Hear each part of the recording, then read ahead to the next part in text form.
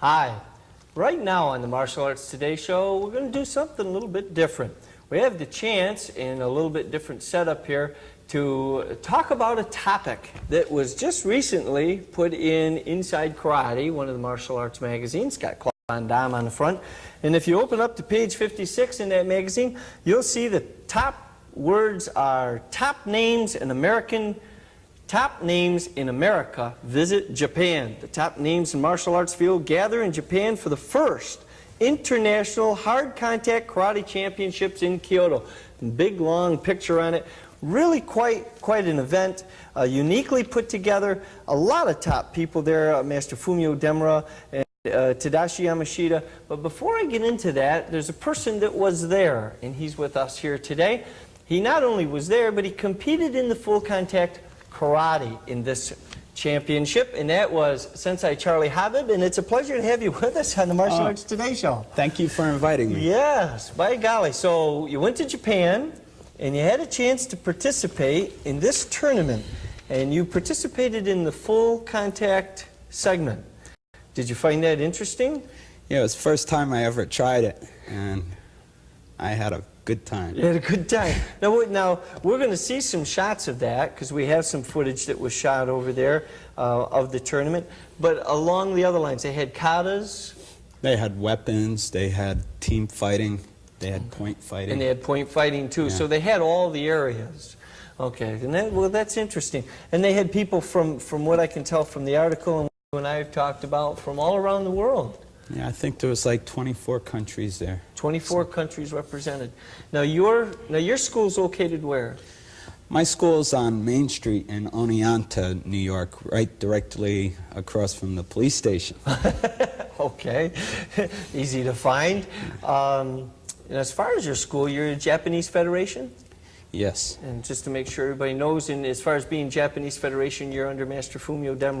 Yes. Out of California. That's great. And he's your instructor then? Yeah, he's our USA director. Okay, great. Now this tournament, when you went over to Japan, you went over with Master Demura? Yeah, I went with Master Demura. It was a 3-day event, and the first day it was mostly the preliminaries, and then the second day was the finals, and then the third day they had a sayonara party for everybody, which was a whole day event. That's great. Well, let's take a minute, and for our audience at home, we have a monitor here so that we can see it and talk about it just a little bit, and we'll put on some of the footage we've got. There were a lot of katas done in the tournament, and this first kata is being done by who? Yeah, this is Kevin Suzuki. He's 20 years old, and he just obtained his black belt this year. He's been training for about 12 years. And so the kata that they're watching right on the viewing screen, as we watch it on the monitor, is called what? Unsu. It's Funakoshi Shotokan Kata. Okay. And so this student here trains in California directly under Master Demura. Yes. I met Kevin about 10 years ago when he was in the kids class. Okay. Not this big. He's just a little guy. Yeah. All right. Now, did this kata place? He took second overall. Second overall with this form. Boy, he sure shows power, doesn't he? The traditional Japanese moves, that snap, sharp stop. Yeah, that's a 540-degree aerial jump. Landed just as soft as could be. Yeah, if you notice in the background, the guy stood up after he did that jump. Take a close look at this kata in this competitor. All right, well, let me come back to you for a minute here. Now, out of all the katas that were taking place, and I'll lower this as the monitor goes on to other stuff, were there any, now there were other styles, Taekwondo styles, Chinese? Well, it was a Hapkido school from Korea. They were outstanding. I think it was the Korean military team. All right. They were all dressed in green. They were the only ones in the whole tournament who didn't have a white gi. But I thought they were exceptional. Like I said, they were Hapkido stylists. So. Yeah. So, and they were really exceptional really in their own way. That's great. All right, now, as the tape moves on and we've put different segments here, this is some of the point sparring. No, this is full contact. This is full contact here. All right. All right, so now we'll jump to the home monitor so that the people can see what we're talking about a little clearer. This headgear was what you were wearing. Yeah, each one of those headgears, they look like the bubble on a motorcycle helmet, and they're about 3/8 of an inch thick, and they have holes in the front of it so you can breathe out. All right. But visibility isn't real good, especially if you're breathing heavy. They fog up real easy. Fog right up. Well, we're going to take a second right now, and we're going to move ahead in the tape because let's see some of your action. All right. As we're talking, you explained to me here. You had how many matches? Well, I had 3. I made it to the 3rd round. 3rd round. Yeah. Well, out of all of it, what really stood out? What did you like about it, and how many judges were there? There's 1 judge, 2 judges. There's a mirror system. All right. That's right. There was 1 on each side. But when you hit the mask, it makes this unique sound, like a clapping sound. It's almost like hitting the makiwara. When you hit the makiwara, if you hit it just right, it makes this snapping sound. Yes. And this kind of inspires you to hit it more. Well, same thing with that mask. You hit it with your fist, or you hit it with your foot, and it makes this cracking sound. And I don't know, it just makes you want to hit it harder each time. Now the first match, right here we are. We're going to go to it right now. This was your first match, right? Yeah. Okay. Now the audience is watching it on the home monitor now, and we're watching it. We're going to watch it here. Now hold right on. I'm gonna back up just a little bit because you hit him a little earlier in this. No, the one I got the good shot with, that was the 2nd fight. All right, then I'm not going to back it up. I'm going to let it go. It was in the 2nd one. Okay, so this one here, you kind of overpowered the person. Yeah. All right. Sensei said it wasn't a fight worth talking about because he didn't put up much of a fight. So you do good, but you don't get any nothing for that one. No reward. No reward for that one. Yeah, because you really are, and everybody at home is watching it on full screen. Yeah, you're really pushing him around. You're really pushing him around. Yeah, but now, what was your number? 210. I think it was 210. Right here it says, yeah, I see the 10. 210. 210. And the judge calls for another point for you. Starts you again. Out you go. Now, your kicks are a little higher than some Japanese schools. Well, the vest that you wear in that event, they were pretty hard. They were almost like body armor, so when you kicked them, they made a noise. So you like to kick the vest? Yeah. I like to hear that noise. Okay, all right. I think if anybody was ever going to spar with you, I think the whole object is not to make any noise. Because then you get tired and wouldn't want to hit him anymore. Yeah, there's one other thing I forgot to mention. In the tournament, I was the 3rd oldest competitor in there. Holy shit. So the average age of the competitors in that tournament was 23 years old. 23 years. There you are. You've won this one. You've wrapped this one up. Now we're going to go right into your next match. Now, was the next one we're going to see, was it the... Now this is it, right? Now, yeah. Was this your 2nd or your 3rd? 3rd. This is the 3rd match? Yeah. Okay. All right. We'll watch a little. This is the one where I get a good punch in. Yeah, he's open right now, isn't he? Oh! Oh, nice. Nice. Well, now hold right on. Let's go back and see that again. We'll do that again, one more time for the people, because he is open. He's not, he isn't got, right there. There they see it again. Nice, clean shot. You can hear that whack, can't you? Yeah. Yeah. Nice, clean point. I'm sure he heard it too. Does it echo inside there a little bit? It's just like somebody hitting you on top of the head with a motorcycle helmet on. Okay, I understand that. Now coming up, and you and I have gone over this and kind of looked at it, they're going to see him really catch you with a right roundhouse kick. Yeah, that roundhouse, I thought it about broke my neck. Snapped your whole body. Yeah. Well, the first kick, if you notice, the first roundhouse he does kind of catches me in the kidney. Yeah. Under the vest, and I felt that one, and when I stepped back, I kind of lined him right up for the second one. And I tell you, the second one hit me hard enough where I forgot all about the first one. This is All I worried about was standing up. standing up. It's coming up now, isn't it? But I was ahead of him. I had him 3-0. And that kick is 2 points. Yeah, so he caught me. He caught me with that kick, and then after the kick, I walked into a jab. Okay. Because I was still in the fog, but Oh, that must have been the kick. yeah. I think we just missed it, didn't we? No. There it is. That was it, right there. And that's 2. And there, yeah. Yeah, you can see me go, yeah. Yeah. And then you walk into the sponge. Yeah, then I walk right into this jab. But you're standing up, and that's the front. Boom. Yep. Little jab, little left jab, and that was it. That tied our score. Made it 3-3. Oh, jeez.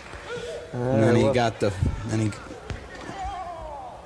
Oh no, he gave me that point. This makes it 3-3. It's tie score. Okay.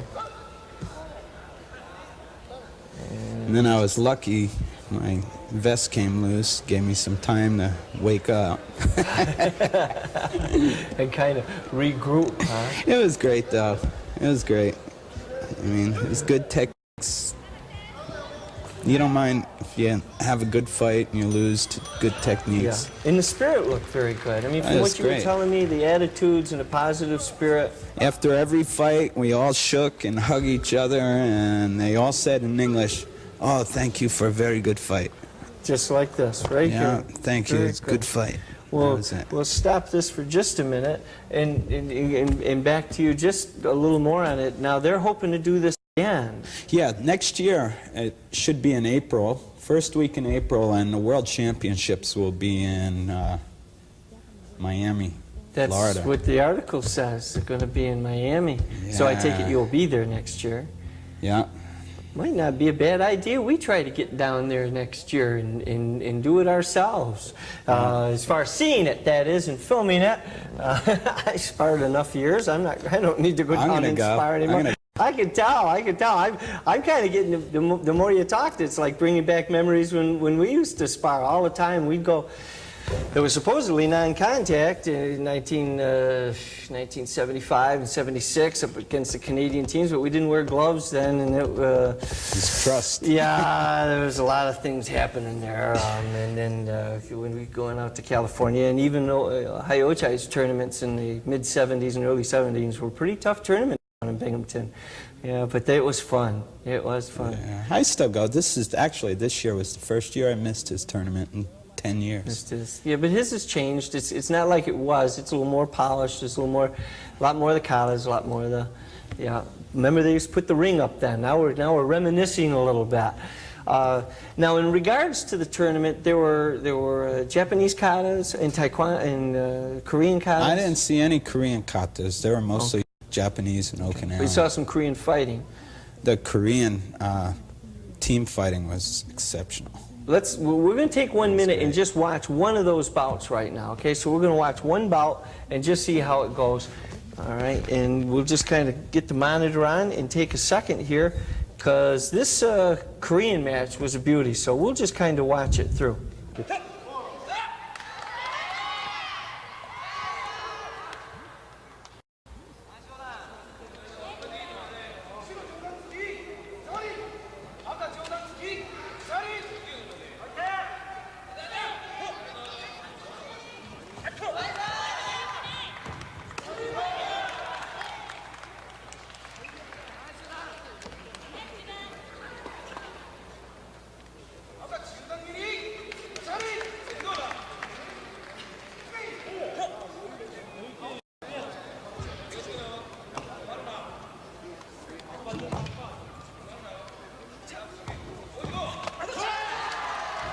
Holy cow, that's an incredible kick. Yeah, he set that kick up with a roundhouse, and then he spun into it after he realized his opponent stepped back when he attacked. Boy, that guy knew he got hit. I tell you, after seeing that kick, my kick the kick I got hit with didn't anymore. Didn't make a difference anymore. All right. Well, enough of this because we are running out of time. Let me turn our monitors off and come back to us here. I really appreciate you taking the time coming up. It's an exciting event. We look forward to the 1992 and having some footage, and maybe we'll be down there filming you ourselves. We appreciate being able to get a hold of some footage of this tournament and having you as a guest today in the Martial Arts Today show. So look to have you back again. Thank you. Terrific. There we have it. Right now we're going on to more action on the Martial Arts Today show, but our thanks to Sensei Charlie Habib of the Japanese Federation from the Oniana School. And again, we're going to be looking to cover more things like this because that was exciting. On to more on the Martial Arts Today show. The Martial Arts Today show aired on NBC for 12 years, reaching over 3 million homes in the United States and Canada. Its host, Grandmaster Clifford C. Crandall Jr., traveled to 22 countries covering diverse martial arts styles and events. Grandmaster Crandall is the founder of the American Martial Arts Institute and American Eagle Style. He has made numerous contributions to the field of martial arts, producing instructional videos, books, including the American Eagle Style textbook and the American Eagle Style self-defense DVD. These resources share the American Eagle Style with the world and help its instructors teach its students. In addition to traveling around the world as host of the Martial Arts Today show, Grandmaster Crandall has led several martial arts teams on international cultural exchange tours. In 1994, he coached and led the first American martial arts team to perform by government invitation for the People's Republic of China. The team carried letters from President Clinton, Vice President Gore, and numerous senators and congressmen. The presidential letter was read before each performance. A 30-minute documentary was produced to chronicle the trip and its historic significance. He led similar trips to Russia, Japan, Australia, Italy, and the Caribbean. Grandmaster Crandall has appeared in many martial arts magazines promoting safety and awareness for people of all ages and abilities. He has promoted child safety internationally as the Central New York spokesperson for McDonald's Corporation and set a Guinness Book World Record for breaking boards while skydiving as a publicity effort for the need for child safety education. Grandmaster Crandall is also the headmaster of Takenouchi Hanganru Matsuno Crandall, a 300-year-old Iaido style. Grandmaster Crandall's certified position and title were bestowed to him by his late instructor, Headmaster Tsuneyoshi Matsuno, during a traditional ceremony in Japan in June of 2002. Grandmaster Crandall has documented these styles in both textbook and DVD format. Prior to becoming a full-time professional martial artist, Grandmaster Crandall was a superintendent of schools, a high school principal, an elementary school principal, and a classroom teacher in the state of New York. To learn more about Grandmaster Crandall and the American Martial Arts Institute, visit www.amai-eaglestyle.com.